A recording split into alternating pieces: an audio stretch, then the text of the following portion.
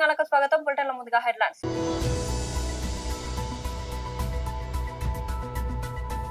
తెలంగాణ భవన్లో బీఆర్ఎస్ నాయకుల పత్రికా సమావేశం.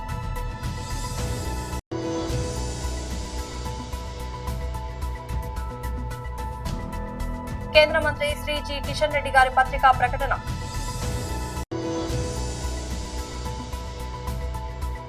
వైఎస్ఆర్సీపీ అధికార ప్రతినిధి మాజీ MLA Korumutla Srinivasulu press meet.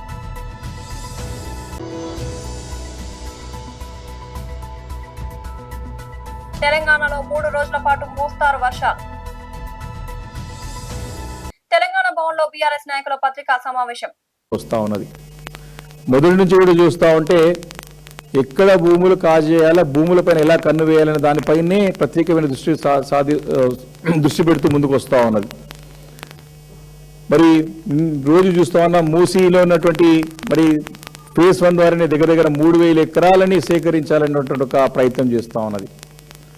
మొన్న జరిగినటువంటి హైదరాబాద్ నగర్లో సెంట్రల్ యూనివర్సిటీలో అక్కడ ఉన్నటువంటి వారి స్థలం పైన కన్నేసి అది కాజేయాలని ప్రయత్నం చేసింది.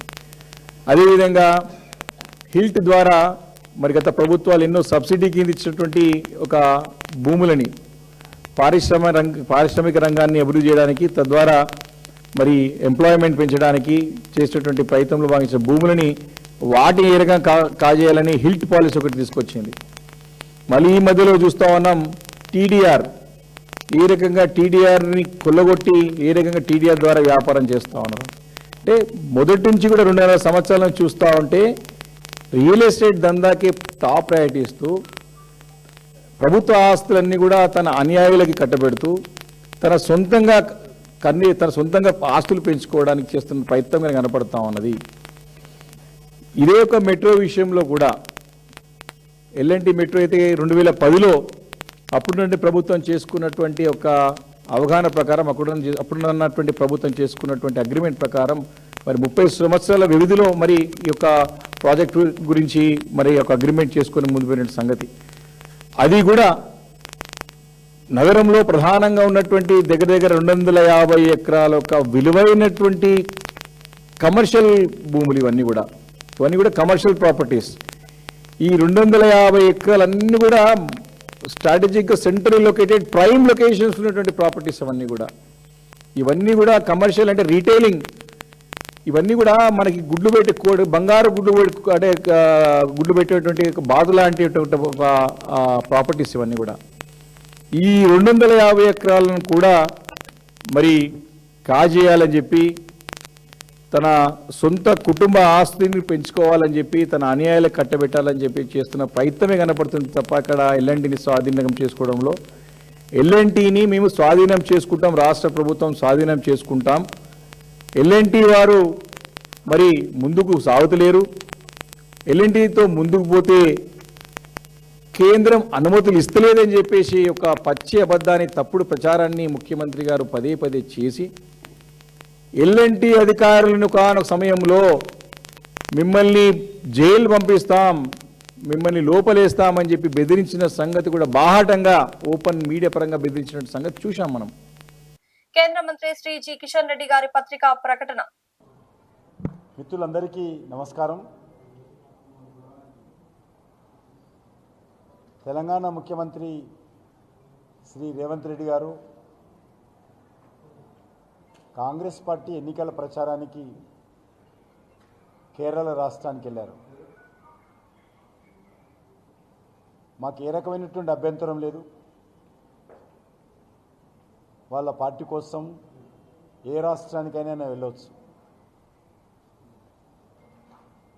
కానీ ఆయన ఎన్నికల ప్రచారంలో మాట్లాడుతూ మేము 6 గ్యారెంటీలు అమలు చేశాము, కావాలంటే కేరళకు సంబంధించినటువంటి వాళ్ళు తెలంగాణ రాష్ట్రానికి వచ్చి చూడాలని చెప్పారు. మరి ఈ రకంగా పచ్చి మోసాలను, పచ్చి అబద్ధాలను అమలు చేయనటువంటి అనేక కార్యక్రమాలను అమలు చేసినట్టు ప్రచారం చేయడంలో మరి కాంగ్రెస్ పార్టీ మించినటువంటి వాళ్ళు ఎవరు లేరు. ఈ రకంగా ఇచ్చినటువంటి 6 గ్యారెంటీలు పూర్తిగా తెలంగాణ రాష్ట్రంలో వైఫల్యం చెంది విఫలం చెంది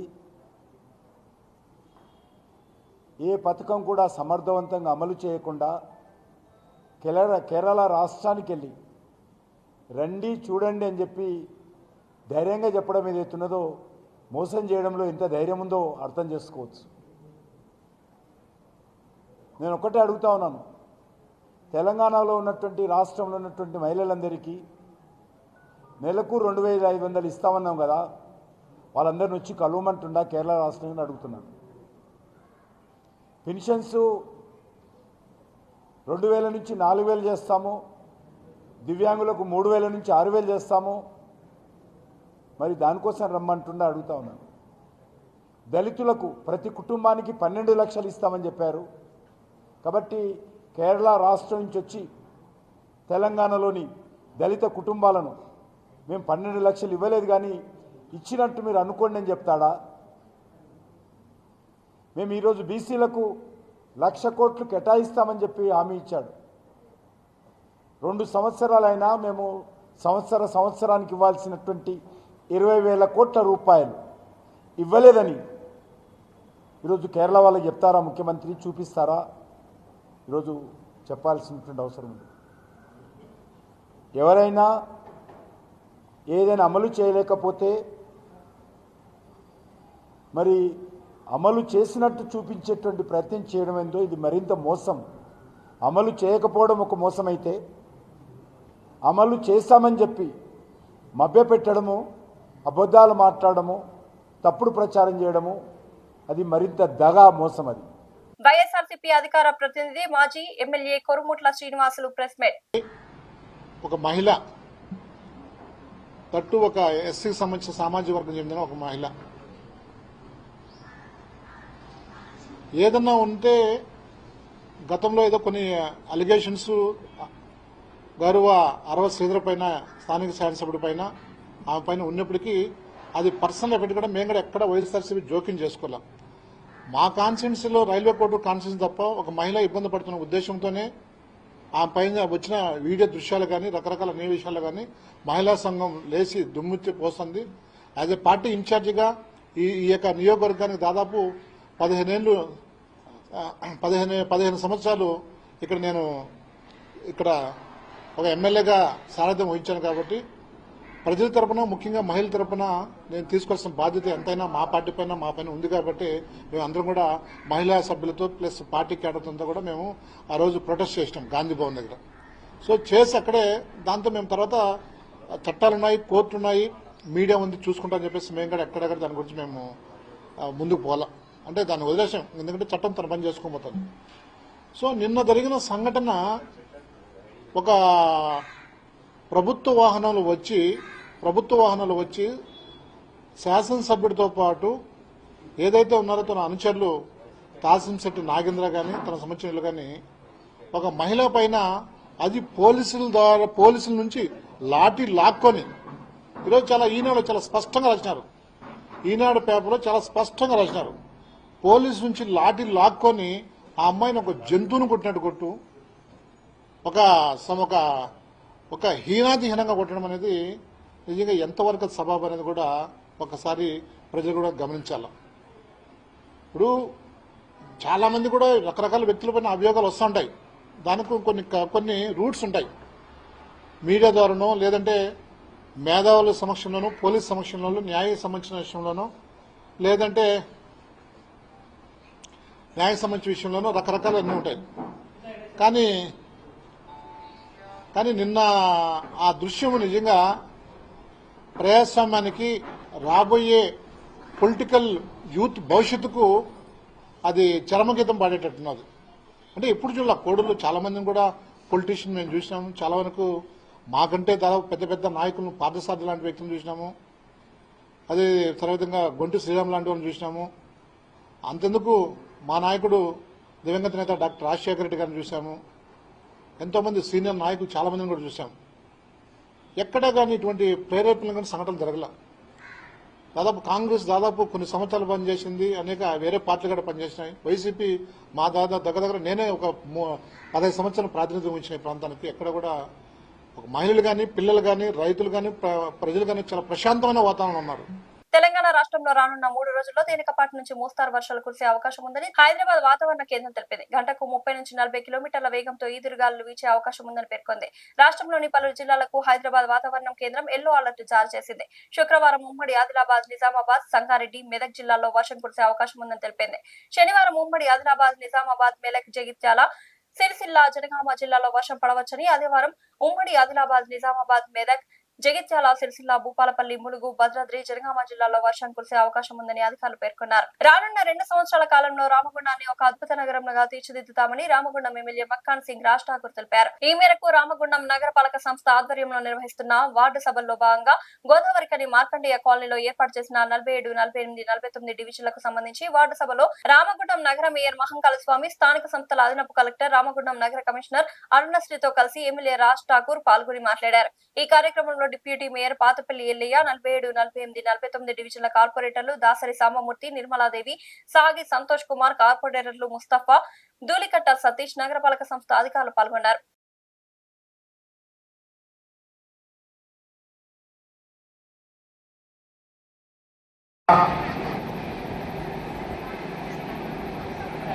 ప్రగతి ప్రణాళిక కార్యక్రమంలో భాగంగా 99 రోజులు ప్రజల్లోకి వెళ్లి ప్రజా సమస్యలు తెలుసుకోవాలని, ఆ సమస్యలు అక్కడికక్కడే పరిష్కారం చేయాలని, శుభ్రత, పరిశుభ్రత, చెత్తలేని నగరంగా చేయాలి, మురికి వాడలను పరిశుభ్రంగా పెట్టాలి అని నినాదంతో రాష్ట్ర ముఖ్యమంత్రి రేవంత్ రెడ్డి గారు ఈరోజు కార్యక్రమాన్ని ఇవ్వడం జరిగింది. దానికి ముందే నేను శాసనసభ్యుడిగా అయినప్పుడు ఆ రోజు మా నాయకులను ఎప్పుడు కూడా వాడల్లో రోజు తిరగాలి, సమస్యలు తెలుసుకొని సమస్యలు పరిష్కారం చేయాలని నిర్ణయం తీసుకున్నాం. ఈరోజు కార్పొరేషన్ ఏర్పడ్డ తర్వాత మేయర్గా, మరి అదే మాదిరిగా ప్రజాప్రతినిధులందరూ కూడా నిరంతరం రోజు ఒకరోజని కాదు ఎప్పుడైనా ప్రజల్లోకి వెళ్ళాలి. ఈరోజు రేవంత్ రెడ్డి గారు ప్రవేశపెట్టే ప్రతి ఒక్క సంక్షేమ కార్యక్రమం పేదవారికి, అర్హత ఉన్న వారికి అందాలని అందించే కార్యక్రమం చేయాలని నిర్ణయం తీసుకోవడం జరిగింది. సూటిగా మీ అందరినీ ఒక్క ప్రశ్న వేస్తా ఉన్నా. 4 కార్పొరేటర్లకు సంబంధించిన వాళ్ళు ఉన్నారు ఇక్కడ. చాలా శ్రద్ధగా అక్క చెల్లెలు తింటా ఉన్నారు. ఆలస్యం అయింది, అందరికి ఆకలి కూడా అవుతున్నట్టున్నారు. కొందరికి షుగర్, బీపీలు కూడా ఉంటాయి. నేను ఎక్కువ సమయం తీసుకోను. ఒక్క మాట అడుగుతా ఉన్నా, మీ శాసనసభ్యుడు వచ్చిన తర్వాత ఏ రకంగా మీ శాసనసభ్యుడు పనిచేస్తుందో గట్టిగా చెప్పాలి. తలెత్తుకొని గర్వపడే విధంగా ఇక్కడ ఉన్న అక్క చెల్లెలు రోడ్లు వేసేందుకు తలెత్తుకొని గర్వపడే విధంగా ఇవాళ 20 ఏళ్ల కింద నుంచి 10 ఏళ్ల కింద ఈ ఊరు వదిలిపెట్టి వేరే ప్రాంతానికి వెళ్ళిపోవడం ఇక్కడ ఏం లేదు. మన పిల్లలకు అనుకునే వాళ్ళందరూ కూడా నాకు ఫోన్ చేస్తారు, మేము తిరిగి వస్తామన్నా, మేము ఎక్కడన్నా ఇల్లు కట్టుకున్నాం అక్కడ గోదావరికని రామగుండం అనేది బ్రహ్మాండంగా అవుతా ఉంది. పల్లెలలో 3 కుంటలకు నీళ్లు వస్తా ఉన్నాయి. గోదావరికైనా అద్భుతంగా అవుతా ఉంది. మేము వచ్చి అక్కడే స్థిరం నివాసం ఏర్పరచుకోవాలని చెప్పి అలా ప్రజలు చెప్తాం. ప్రజాపాలన ప్రగతి ప్రణాళిక కార్యక్రమం పెట్టేసి ప్రభుత్వం 99 రోజుల కార్యక్రమం తీసుకొని ప్రభుత్వం చేపడుతున్న కార్యక్రమాలన్నీ, ప్రభుత్వ పథకాలన్నీ ప్రతి గడప గడపకు చేరే విధంగా, అలాగే కొన్ని కొత్తగా స్కీములు కూడా పెట్టేసి ప్రతి వాళ్ళతోటి మాట్లాడించే విధంగా ఈ రోజు ప్రభుత్వం ముందుకెళ్తున్న తరుణం మీరందరూ గమనిస్తా ఉన్నారు. దానిలో భాగంగానే ఇవాళ గ్రామ సభ కార్యక్రమం ఏర్పాటు చేసి ఏదైతే లబ్ధిదారులు ఉన్నారో మీకు ప్రభుత్వం నుంచి రావాల్సిన పథకాలన్నీ అందుతున్నాయా లేదా, ఇంకా రాని వాళ్లకు ఆ పథకాలు అందే విధంగా ఎలా చేయాలి, ఇంకా ఎంతమంది లబ్ధిదారులు ఉన్నారు, ఎంతమందికి ఆ అవకాశాలు కల్పించాల్సిన అవసరం ఉన్నదనేది ఈ రోజు పూర్తిగా తెలుసుకొని మీ ద్వారా ప్రభుత్వానికి ఒక సందేశం పంపే విధంగా ఈ రోజు ఈ కార్యక్రమం తీసుకోవడం జరిగింది. దానిలో భాగంగా 47, 48, 49 డివిజన్లకు సంబంధించి ఈ రోజు 3 డివిజన్లకు సంబంధించిన కార్యక్రమం ఈ ప్రాంతంలో ఏర్పాటు చేయడం జరిగింది. మీ అందరూ చూస్తా ఉన్నారు, గత 2 సంవత్సరాల క్రితం ప్రభుత్వం అధికారంలోకి వచ్చే ముందు రామగుండం నియోజకవర్గం మొత్తం కూడా పూర్తిగా ధ్వంసమైపోయి ఏ గల్లీకి వెళ్ళినా కూడా ఈ 3 డివిజన్లకు సంబంధించి ఏదైతే ఇప్పుడు మనం ఇక్కడ కూర్చున్నామో ఈ డివిజన్లన్నీ కూడా రోడ్ల వ్యవస్థ లేక, డ్రైనేజీ వ్యవస్థ లేక, కరెంటు వ్యవస్థ లేక పూర్తిగా ఒక పల్లెటూరు మాదిరిగా ఈ మార్కండే కాలనీ మొత్తం ఉన్న పరిస్థితి మీ అందరికీ తెలుసు. కానీ గౌరవ ఎమ్మెల్యే రాజ్ ఠాకూర్ గారు వచ్చిన తర్వాత 1 నెల కాలంలోనే దాదాపుగా TUFIDs నుంచి 100 కోట్ల రూపాయలు తీసుకొచ్చి ఈ ప్రాంతం అంతా కూడా బ్రహ్మాండంగా అభివృద్ధి చేయాలనే సంకల్పంతో మనం మార్కండేయ కాలనీకి సంబంధించి అనేకమైన ఆర్టీసీ కాలనీలు కావచ్చు, పద్మావతి కాలనీలు కావచ్చు, మార్కండేయ కాలనీలు కావచ్చు, లేకపోతే లక్ష్మీ గణపతి కాలనీలు కావచ్చు, లేకపోతే మెయిన్ రోడ్ నుంచి మనము నంబర్ 1 కల్లడిపోకు పోయేసరికి ప్రతి రైట్ సైడ్ లో ఉన్న గల్లీ కావచ్చు. వికారాబాద్ జిల్లా విద్యుత్ ఆర్జిజన్ జేఏసీ ధర్నా కార్యక్రమంలో మాట్లాడుతున్న సిఐటియు జిల్లా ఉపాధ్యక్షులు మైపాల్ మాట్లాడుతూ ప్రభుత్వం ఇచ్చిన హామీలు అమలు చేయాలని, అందరినీ ప్రభుత్వ ఉద్యోగులుగా గుర్తించాలని, ఖాళీ పోస్టులు భర్తీ చేయాలని, ప్రమోషన్లు ఇవ్వాలని, పెండింగ్ పీఆర్సీలు, పెండింగ్ డిఏలు ఇవ్వాలని, బెనిఫిట్స్ పెన్షన్లు సౌకర్యం కల్పించాలని నేడు వికారాబాద్ జిల్లా కేంద్రంలో వంట వార్పు కార్యక్రమం సందర్భంగా మాట్లాడుతున్న నాయకులు. ఈ కార్యక్రమంలో జిల్లా వ్యాప్తంగా ఉద్యోగ కార్మికులు, జేఏసీ నాయకులు పాల్గొన్నారు.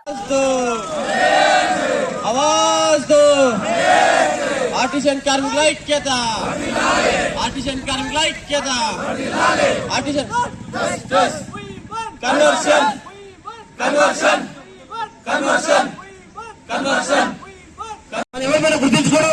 కాబట్టి మన కష్టం మనకే వస్తుంది. కష్టం మనం సగులు చేయాలి. సగులు చేసి సమస్య పరిష్కారం అవుతుంది. మన స్వతంత్ర పోరాటంలో అనేక మంది పోరాటం చేశారు, అనేక మంది చచ్చిపోయారు. స్వతంత్రం వచ్చింది. తెలంగాణ ఉద్యమంలో కూడా అనేక మంది చచ్చిపోయారు. మరి తెలంగాణ వచ్చింది. కానీ తెలంగాణ వచ్చిన ఈ రోజు ఎవరు బాగుపడ్డారు?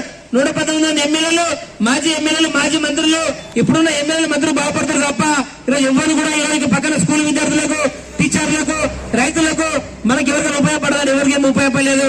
కాబట్టి దొంగలు లోన్లు పంచుకున్న వాళ్ళే బాగుపడతారు. కాబట్టి మనమంతా ఖచ్చితంగా సగులు చేయాలి. మన సమస్య పరిష్కారం అయినాక ఈరోజు వంట వరపు చేస్తా ఉన్నాం. వంట వరపే కాదు, అవసరమైన నిరాదీక్ష చేయాలి, అవసరమైతే రోడ్లు బంద్ చేయాలి, అవసరమైతే బంధు పిలిపివ్వాలి, అవసరమైతే బట్టలు అర్ధనగ్న ప్రదర్శన చేయాలి, అవసరమైతే మనము తవల వరకు ఖర్చు పెడతాను, పిచ్చ పడుకోవాలి. ఈ గవర్నమెంట్ ఇజ్జత్ తీయాలి. నీకు గతంలో ఇచ్చిన హామీలు ఏమైంది? మాకు ఇచ్చిన నిరాదీక్ష ఇంద్రపాల్ గారు కూర్చున్న దీక్షలో ఇచ్చిన హామీలు ఏమైంది? మేము పెళ్ల కింద కూర్చున్నాం, అప్పుడు మాకు ఇచ్చిన హామీలు ఏమైంది? మా అసెంబ్లీలో మా గురించి ఎందుకు మాట్లాడుతున్నామని చెప్పి వస్తాం. మనం నిలదీయాలి. ఈ ప్రభుత్వం ఇజ్జత్ తీసిందాక సమస్య పరిష్కారం కాదు. ఈరోజు మా ఇళ్లలో మన పిల్లలు ఉన్నారు. మన పిల్లలు ఈరోజు పొద్దున్న లేస్తే మనం ఇంకా ధర్నాకు వస్తా ఉంటే ఏమంటారు వాళ్ళు? నాయన నీ పొద్దున వచ్చినా ఏం చేస్తామంటారు?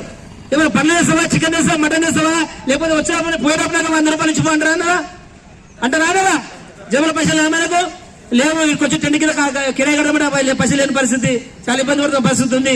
కాబట్టి ఈ ప్రభుత్వం మన ఇబ్బంది పెడతా ఉంది. అందుకనే మన కుటుంబాలు మన మీద చాలా ఆధారపడి ఉన్నాయి. కాబట్టి ఖచ్చితంగా మనం స్ట్రగుల్ చేయాలి. మన పిల్లలు బాగుపడాలి. మన పిల్లలు ఇంకా పైసాకి వెళ్ళిపోవాలి. మనలాగా ధర్నా చేయొద్దు. ఈ రోజు మంచి బతకాలు చదవాలంటే కూడా మనకు ఖచ్చితంగా మన స్ట్రగుల్ అవసరం. ఎందుకంటే స్ట్రగుల్ చేయకపోతే ఏ సమస్య పరిష్కారం కాదు. కాబట్టి ఈ రోజు ఇంత ఎండలు పడుతున్నాయంటే రేపు పొద్దున వర్షం వస్తుందని కదా మనకు సంకేతాలు, అవునా కదా? ఈ రోజు ఎండ పడుతుంది, రేపు పొద్దున వర్షం వస్తుందని కదా, వర్షం తర్వాత మన చలికాలం వస్తుంది కదా. కాబట్టి కాలం మారుతూ ఉంటది. కాబట్టి మన పోరాటం ఎప్పుడు వృధా కాదు. కాబట్టి మన ఖచ్చితంగా సమస్య పరిష్కారం అవుతుంది. మనం స్ట్రగుల్ చేయాలి. బాబు ఎంత స్పీడ్ లో పడితే అదే స్పీడ్ లో బాబు వస్తుంది. కాబట్టి ప్రభుత్వం మనతో చర్చ జరిపే వరకు ఖచ్చితంగా మన ధర్మ మాత్రం విరమించొద్దు, పోరాటం విరమించొద్దు. కాబట్టి ధర్మంలో పాల్గొన్న ప్రతి ఒక్కరికి పేరున సిఐటి యువజన తరపున ధన్యవాదాలు తెలియజేస్తూ ముగిస్తా ఉన్నాం. ఉద్యోగ కార్మికుల ఐక్యత, ఉద్యోగ కార్మికుల ఐక్యత.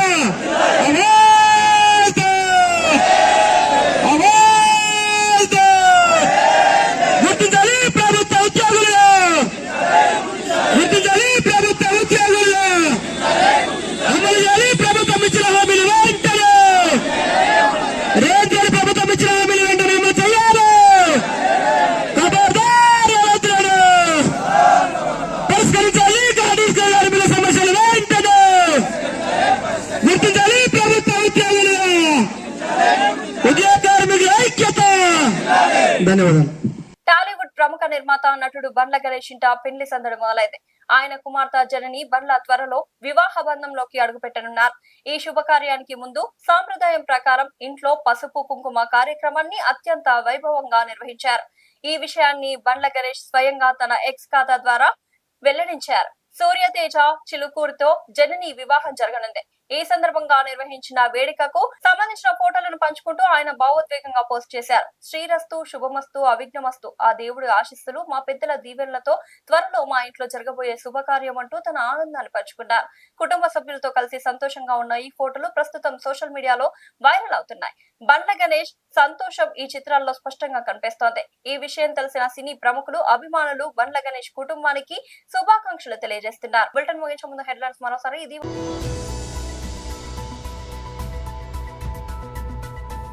తెలంగాణ భవన్లో బీఆర్ఎస్ నాయకుల పత్రికా సమావేశం.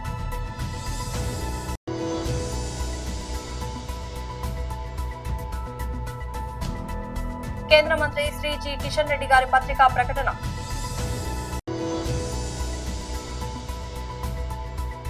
వైఎస్ఆర్సీపీ అధికార ప్రతినిధి మాజీ MLA Korumutla Srinivasulu press meet.